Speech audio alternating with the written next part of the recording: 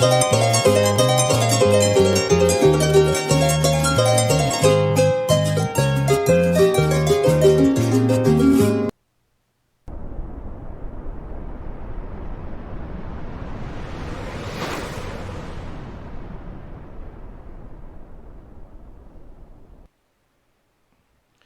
tal, queridos cibernautas?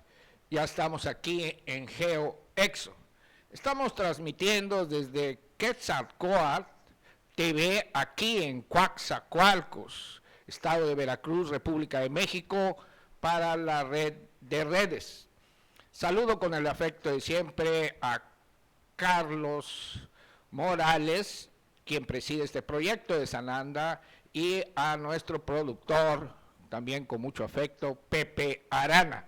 Queridos cibernautas, hoy vamos a hablar del libro secreto de Juan. ¿Pero por qué vamos a hablar del libro secreto de Juan? Bueno, hemos estado hablando de el diseño genético. Hemos hablado de los peligros del transhumanismo y del diseño del manipulando los genes del DNA de la especie humana. Pero, queridos cibernautas, esto no es algo nuevo, no es algo de la posmodernidad, no es algo que venga del fracaso de la modernidad y que ya en plena posmodernidad se planteen desde el punto de vista ético los problemas del diseño en lo concerniente a la ingeniería genética, sobre todo tratándose de la especie humana, de nuestro futuro, de las expectativas del lado bueno, pero también de los peligros que conlleva esta manipulación de la ingeniería y de la biotecnología. Los peligros que conciernen también a nuestra especie, también desde el punto de vista de la inteligencia artificial. Pero estos problemas, estos temas, queridos cibernautas, no son propios de ahora. No es algo que esté presente en la historia de la humanidad ahora, precisamente que estamos en la transición de la modernidad a la posmodernidad y en que estamos enfrentando ya en pleno apocalipsis, tantos desafíos que conllevan precisamente a la salvación de nuestra especie, pero que también la ponen en peligro terminal. Queridos cibernautas, no es la primera vez, pues, que se había hablado ya en la historia de la humanidad de diseño, de creación. Por eso nos vamos a remontar a este libro, el libro apócrifo, secreto de Juan, pero antes nos vamos a ir al Génesis, no solamente bíblico, que lo vamos a tocar, sino al origen mismo de la civilización humana. Una vez superada la etapa nómada, la etapa matriarcal, y que triunfa el patriarcado a través de la propiedad, y empieza la dominación, y que se alcanzan las nociones de ciudad-estado, y empieza a construirse las primeras ciudades, ya bajo la fase patriarcal, donde va a predominar el Estado, la opresión, y nace, como ya lo hemos tratado, la dialéctica de amo y esclavo, que también se explica en la fenomenología de Hegel. Bueno, se explica, que no es fácil explicarlo, pero que bien ahí está bien plasmada esa dialéctica del amo y del esclavo. Queridos cibernautas, vayamos pues en un viaje imaginario al origen de las primeras ciudades, a la hora, la luz, que alcanza la luz, en el parto, cuando se construyen las primeras ciudades, nace la civilización humana, queridos cibernautas. Por eso la raíz etimológica de civilización es civitas, o sea, ciudad, lo mismo que en griego polis. Al construirse, estamos hablando de una antigüedad aproximadamente 5.000 años, vamos al país de Sumer, ahí en lo que hoy es la República de Irak, ahí entre los ríos Tigris y Éufrates, nacen las primeras ciudades del país de Sumer, de la Sumeria, y con eso nace la civilización humana. Ahí entre el Tigris y el Éufrates también algunos antropólogos, algunos científicos y también teólogos, teología, que ya es diferente a la teología. Bueno, también ahí en el país de Sumer se ubican algunos expertos, como decía en estos momentos, al jardín del Edén, al paraíso perdido, ahí precisamente donde nace a imagen y semejanza de Dios el hombre, donde es creado. Y de eso vamos a hablar hoy, del mito de la creación, que no es algo nuevo, repito, no es algo de la posmodernidad o ahora de los últimos tiempos, sino que este diseño genético ya tiene que ver con el origen mismo de la humanidad, ahí en la Mesopotamia. Bien, ahí nacen muchos conceptos. Ahí es un momento bastante polémico al que hemos llegado, muy controvertido, queridos cibernautas. ¿Por qué? Porque estamos situados precisamente donde la comunidad ufológica, la ufología, que está luchando por ser una ciencia formal, tiene algunas hipótesis donde se plantea la presencia Anunnaki. Ahí están las hipótesis tan controvertidas y tan, atacadas de Zacarías Sitchin. Un antropólogo, Sitchin es un antropólogo mexicano que ha sido muy atacado porque, él decía que los Anunnaki, los dioses del panteón sumerio, son los que crearon al hombre con la finalidad de hacerlo un esclavo al servicio de extraterrestres que querían explotar nuestra riqueza. En este caso buscaban riqueza mineral, metales preciosos, conductores de electricidad, como es el caso del oro, sobre todo del oro. Pero estas hipótesis han sido muy atacadas. Se han burlado incluso de Zacarías Sitchin, este antropólogo mexicano, y eso está en el centro todavía del debate ufológico actual.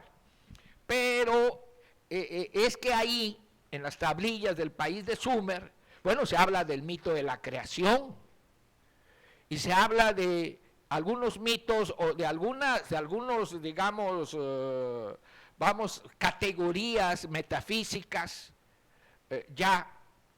y que están en los libros sagrados también, de tanto del Oriente como del Occidente, queridos, antes de Cristo y después de nuestro Señor Jesucristo,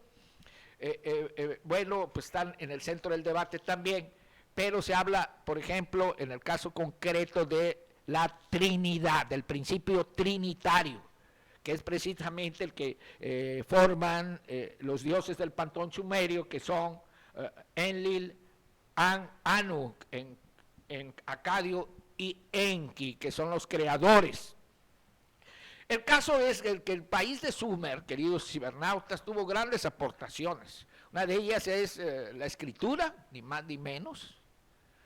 La escritura cuneiforme, queridos cibernautas, ahí en las tablillas de arcilla está escrita la historia de la humanidad, la construcción de las primeras ciudades de esta civilización sumeria, pero que también muchos interpretan como la intervención extraterrestre, concretamente que trae a colación, por eso lo he mencionado, el tema Anunnaki, que tiene que ver con la creación, diseño genético a través de la ingeniería genética del ser humano, desde el arranque mismo.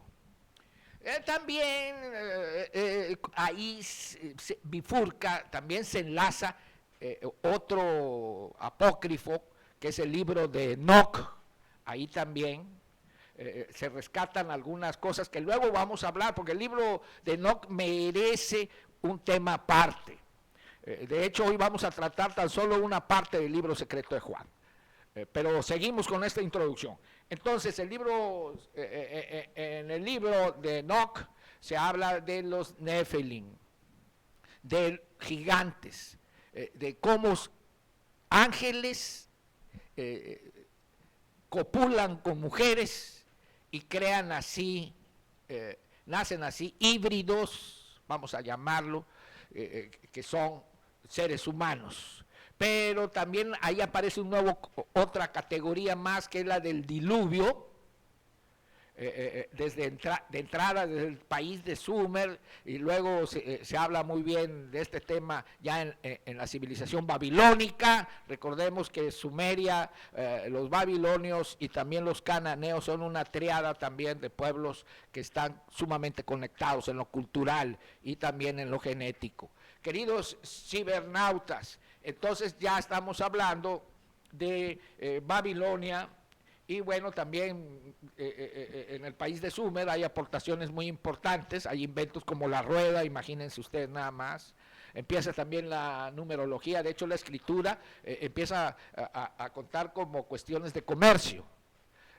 Eran países, eran ciudades-estado que se dedicaban también a una intensa actividad económica y comercial. Queridos cibernautas, entonces ya tenemos el mito de la Trinidad, o la categoría de la Trinidad, la categoría del diluvio, y también vamos a hablar de el jardín del Edén. Ya son tres, lo cual nos lleva directamente a el tema del Génesis, pero para allá vamos. Entonces vamos por partes. De Sumeria, lo que hoy es Irak, avanza hacia la India. En la India ya vamos a encontrar figuras como son los nirvanas que son, bueno, ya son auténticas, son unos íconos que nos están hablando de naves espaciales. ¿Por qué decimos naves extraterrestres y espaciales? OVNIs, UFOs. ¿Por qué? Porque están claramente descritos, queridos cibernautas, en el Ramayana y en el Mahabharata. Ahí están las batallas celestiales con esos guerreros épicos como Gilgamesh, y que relatan la historia de la creación de la humanidad y de las luchas entre extraterrestres, incluso que se pueden comprobar científicamente, porque se habla de guerras en que se utilizan armas increíbles, armas portentosas, que afectan el clima y que tienen una gran potencia letal o destructiva, incluso radioactiva, que se han encontrado en los vestigios arqueológicos del Medio Oriente. Entonces, de ahí, de la India, y que están cifrados en el Ramayana y en el Mahabharata, que son escritos antiguos, que nos hablan de la riqueza cultural, filosófica, teológica, antropológica, arqueológica, mitológica del pueblo de la India y del mundo oriental, que hacen incluso opacar pues al mundo occidental, porque de entrada nos damos cuenta que ahí está el origen, queridos cibernautas. Estamos viendo claramente la migración de un conocimiento que llega a la India precisamente, y que va a permear en el budismo finalmente. El budismo, que no es una religión, pero que también está presente ahí esos principios. De ahí se va a ir a Egipto, queridos cibernautas. ahí donde se alcanza la maravillosa cultura egipcia, donde están las grandes maravillas, las pirámides de Giza, las pirámides de Keops, bueno, esos portentos de la arquitectura egipcia, ¿verdad? Que no fueran hechas por esclavos, cero, fueron hechos por artesanos. Sí, desde luego que se utilizó la mano de los esclavos, pero para hacer cosas de precisión se necesitaba de artesanos. Así que no crean que fueron esclavos, también fueron miles de artesanos los que trabajaron en la construcción de las pirámides. Y bueno, ahí es muy importante llegar a Egipto porque va a tener una conexión trascendental muy grande, o sea, muy grande, queridos cibernautas, totalmente trascendental, quiero decir, perdón. Bueno, tenemos que hablar de Akenatón, que es donde nace el monoteísmo, queridos cibernautas. El panteón egipcio es eliminado por Akenatón y funda el monoteísmo para la adoración de un solo Dios, Atón, el sol. Y finalmente también a la muerte de Akenatón y bueno, que termina el reinado de Akenatón y Nefertiti, su cónyuge, su esposa, lo que viene es pues también la destrucción del legado del monoteísmo para volver al politeísmo, pero ya había fecundado la idea teológica del monoteísmo. Ahí es donde nace el monoteísmo, queridos cibernautas, no en el pueblo hebreo, que quede bien claro, porque recuerden ustedes que la influencia del monoteísmo, pues en el pueblo hebreo está en el Génesis, precisamente con Moisés, pero desde todos sabidos, queridos cibernautas, que Moisés estuvo en Egipto, formó parte de la corte del faraón y fue educado ahí, y seguramente ahí se conoció por parte de él, de Moisés, las ideas de lo que es el monoteísmo. De ahí pasa a un pueblo pues nómada, como es el pueblo hebreo. Los egipcios le decían a los judíos con desprecio y con desdén, se referían a ellos como diciendo los que moran en el desierto, porque ellos eran civilizados, vivían en grandes ciudades, disfrutaban de los alcances de la civilización, y los judíos, los hebreos, pues eran un pueblo errante, eran nómadas, y por eso ellos se referían como aquellos que moran en el desierto. Y pues ahí es donde viene el Génesis, queridos cibernautas, para que vean cuál es el camino que tuvo que recorrer categorías como la Trinidad, lo que es en el catolicismo la Santísima Trinidad, nació en el país de Sumer, el diluvio, queridos cibernautas, y también nociones como las del paraíso perdido o el jardín del Edén. Queridos cibernautas, tenemos que hablar de Occidente, de Atenas, la cuna de la civilización occidental. Miren hasta qué lugar viene a aparecer ya en esta cronología, en esta ruta crítica del conocimiento que viene desde Sumeria, al llegar a Atenas, ¿verdad? Pues también es muy importante porque, bueno, ahí también hay que decirlo, Platón fue a brevar con los sacerdotes egipcios, también los griegos, no nada más los judíos, los griegos que eran una civilización, bueno, los creadores de la polis, imagínense, los que levantaron el Partenón, ¿verdad? La cultura occidental, la cuna de la cultura, Atenas, oiga, los países, las ciudades están los griegos, el pueblo heleno, la filosofía occidental, ¿no? Imagínense, ¿no? Pues Platón fue a aprender de sacerdotes egipcios. Lo plasma en los diálogos de Platón, queridos cibernautas, ahí está los fragmentos inconclusos de la Atlántida, precisamente en los diálogos de Platón, los pueden conseguir en Editorial Porrúa, que es muy económica. Bien, ¿y qué me dicen de Pitágoras? No, pues qué barbaridad, ¿verdad? Pitágoras, lo que significa para las matemáticas y para la música, el creador del pentagrama, ¿verdad? Casi nada. Bien, hemos llegado al punto culminante de la plática de hoy, que es precisamente el libro secreto de Juan. Vean hasta dónde aparece Juan al último. 2000 años. Es un libro apócrifo.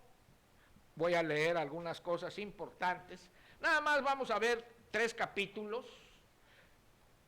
En esta ocasión, los que se refieren a la idea de Dios y de la creación, lo que es un diseño genético, ahorita lo van a poder ustedes constatar, es algo increíble, impactante. Este es el libro. Este libro lo pueden ver ustedes ahorita en pantalla, lo pueden conseguir en línea. Es editorial Sirio.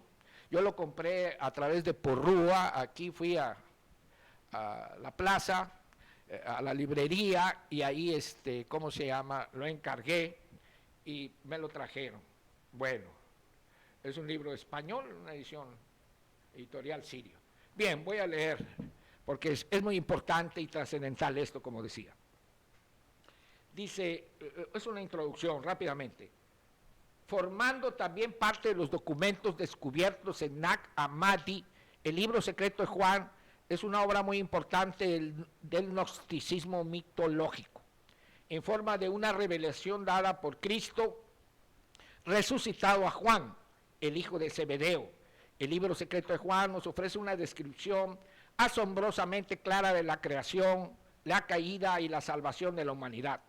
Dicha descripción mitológica se desarrolla básicamente en los términos de los primeros capítulos del Génesis. Diversas citas de los padres de la Iglesia muestran que conocían el libro secreto de Juan, y ciertas enseñanzas gnósticas descritas por Irineo son muy similares a las enseñanzas cosmológicas contenidas en este tratado.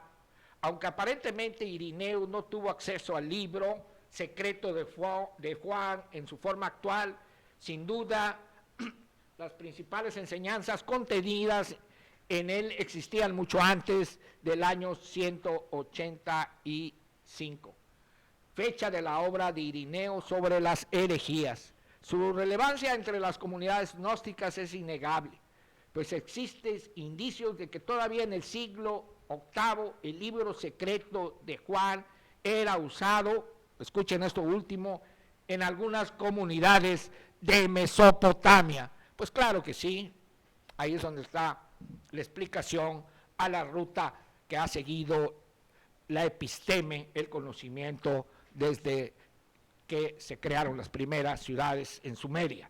Bien, vamos a entrarle al libro secreto de Juan, queridos cibernautas. Antes diré algo que me parece importante revelar, que ya se sabe, pero que viene a colación ahorita. Miren, este libro fue descubierto en cuevas del Mar Muerto, Nag Hammadi, en 1945. Y en 1947 se da el caso Roswell. Hay una sincronía ahí, queridos cibernautas. Una diferencia de 2 años. Hay un proceso de casos que parecen casualidades, pero que no lo son, queridos cibernautas. No lo son. Hay una sincronía. Son cosas que se vienen concatenando. Roswell significa muchas cosas, no solamente porque es el inicio de la ufología prácticamente, que ya también tiene otras raíces también ancestrales, pero que ahí en nuestra época se vuelve un caso famoso. Roswell viene a hablarnos y a descubrirnos todo lo que significa el Área 51. Los archivos secretos de la NASA y del Pentágono, lo que no quieren los gobiernos de Estados Unidos, de Norteamérica y del mundo, que se sepa de la ufología. Por eso es que también entendemos que la ufología lucha tanto, porque bueno, ya hubiera demostrado, tiene tiempo, que es una ciencia formal, pero que no lo hace porque están vetados porque no tienen cómo echar mano de datos concretos que acorde a el método científico les permitan alcanzar el rango de ciencia. Pero es algo entendible, es una lucha de años, pero que finalmente tendrá como vencedores, estoy seguro, y lo deseo, aunque yo no soy ufólogo, ¿verdad? Lo deseo de corazón para la comunidad, de todos mis respetos y afectos, que es la comunidad ufológica mundial, y en especial de aquí, de mis queridos paisanos, en Coatzacoalcos, donde hay ufólogos y muy buenos a mucha honra. Queridos cibernautas, bien, vamos a entrarle al libro secreto de Juan, porque van a encontrar ahorita cosas increíbles. Vamos a encontrar. Miren, a ver, vamos al capítulo 1, enseñanza del Salvador y revelación de los misterios y las cosas escondidas en el silencio, cosas que él enseñó a su discípulo Juan. Un día, cuando Juan, el hermano de Jaime, los hijos de Zebedeo, subió al templo, sucedió que un fariseo llamado Arimanio se le acercó y le preguntó: ¿dónde está tu maestro, al que has estado siguiendo? Juan le respondió: ha vuelto al lugar de donde vino. El fariseo le dijo: ese nazareno os ha engañado gravemente, ha llenado vuestros oídos de mentiras, ha cerrado vuestras mentes y os ha apartado de las tradiciones de vuestros padres.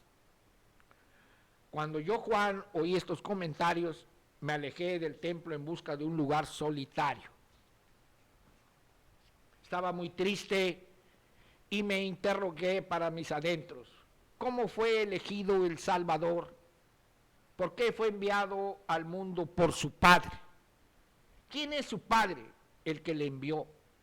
¿A qué clase de reino eterno iremos? ¿Por qué? ¿Qué nos decía cuando afirmó: este reino eterno al que iréis es una copia del imperecedero reino eterno? Repito, ese reino eterno al que iréis es una copia del imperecedero reino eterno.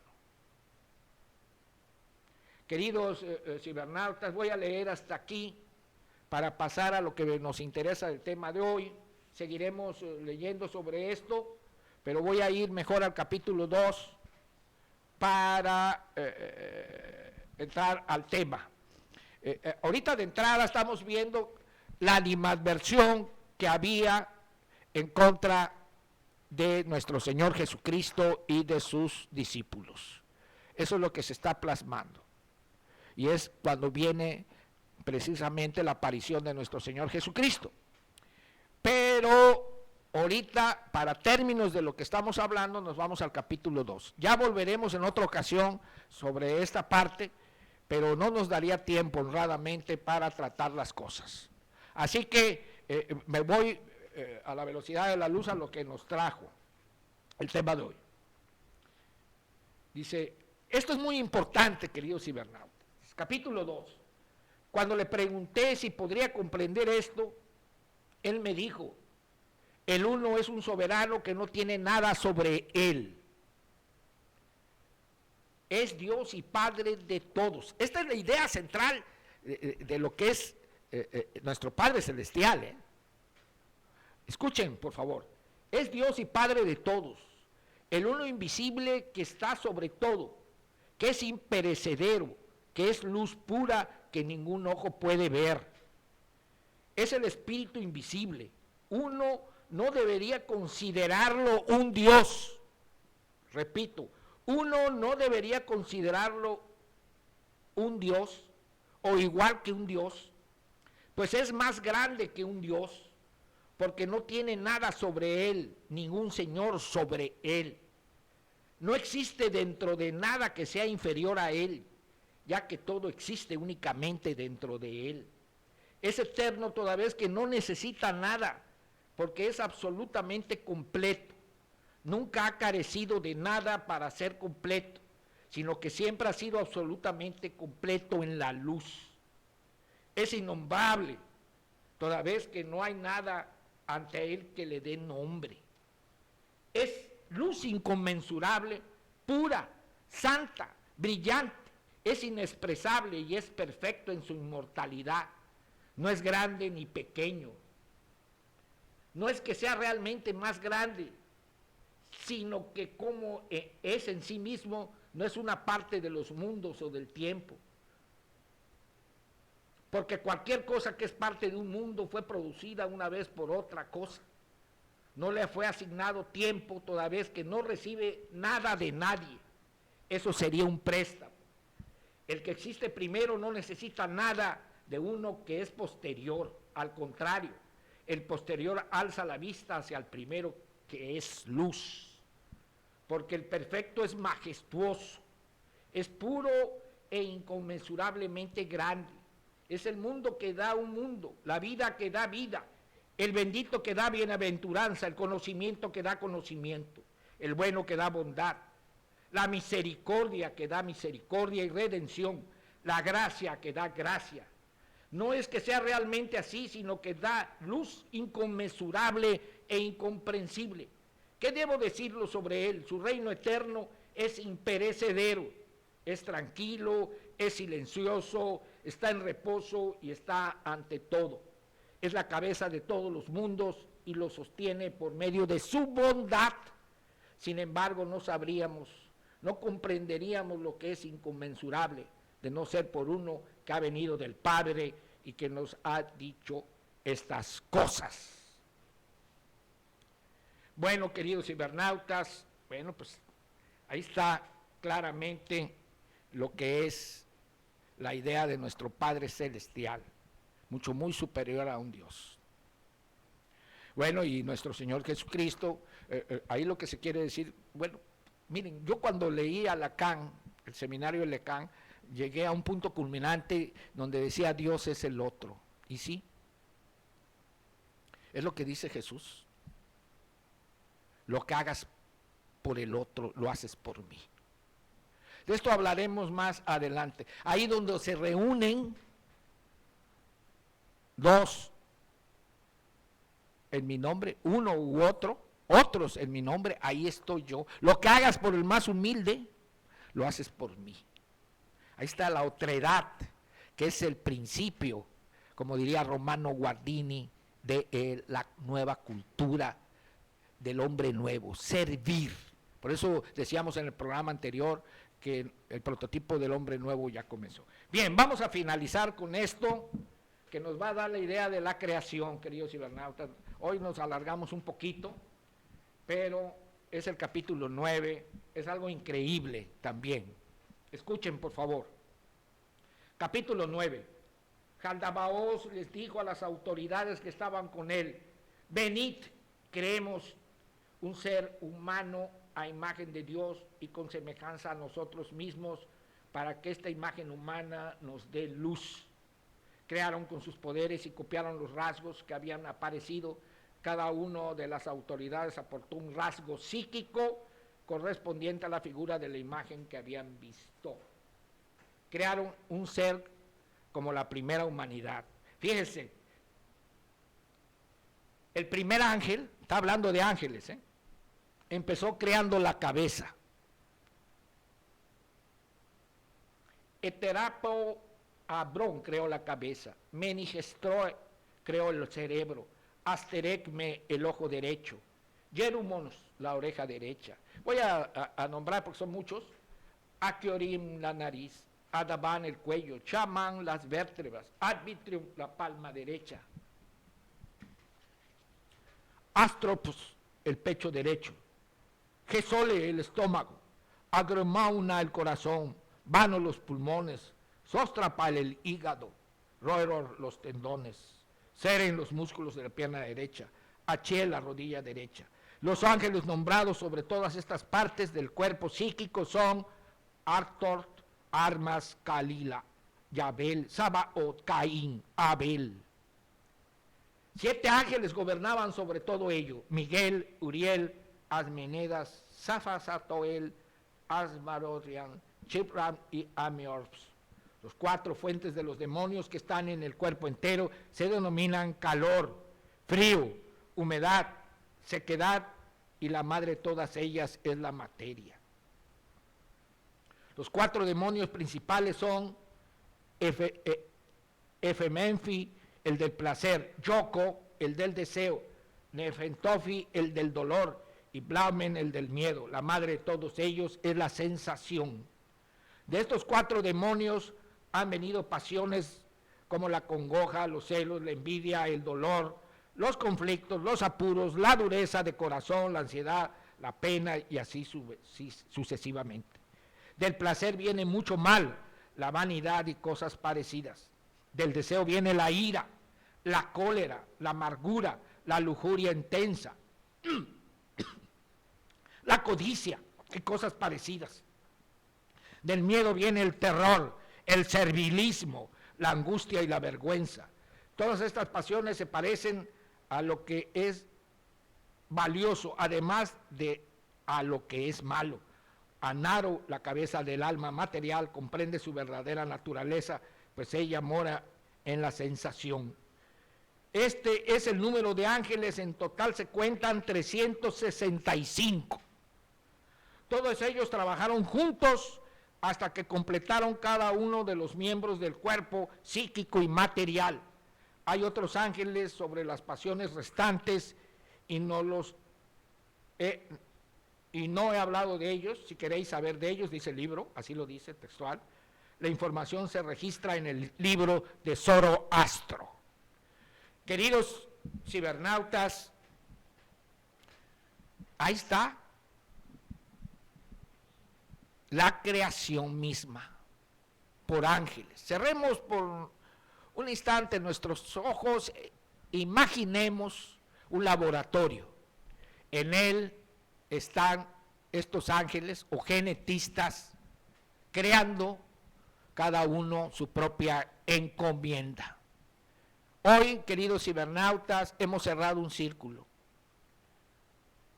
el que conlleva el transhumanismo, con los peligros de la biotecnología y la inteligencia artificial. Pero los encontramos también en estos mitos originarios del origen de la humanidad. Están en las raíces mismas, queridos cibernautas, de la civilización de nuestra especie humana, desde la antigüedad hasta la posmodernidad. Pues ahí está, queridos cibernautas. Ustedes, como siempre, al hacer sus reflexiones, sacarán sus propias conclusiones. Queridos cibernautas, eso es todo por hoy. Nos vemos el próximo sábado, claro está, si nuestro Padre Celestial lo permite.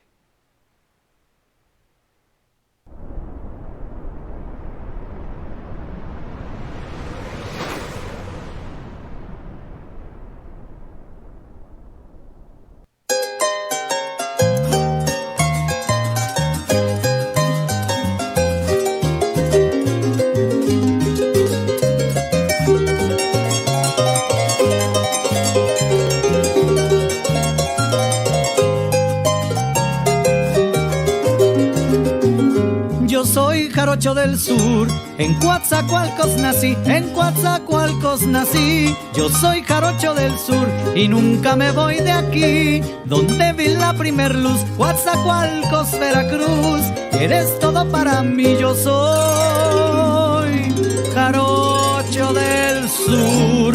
De las orillas del río, Coatzacoalcos, Veracruz. Tú eres el amor mío. Yo soy jarocho del sur, de las orillas del río, Coatzacoalcos, Veracruz. Tú eres el amor mío.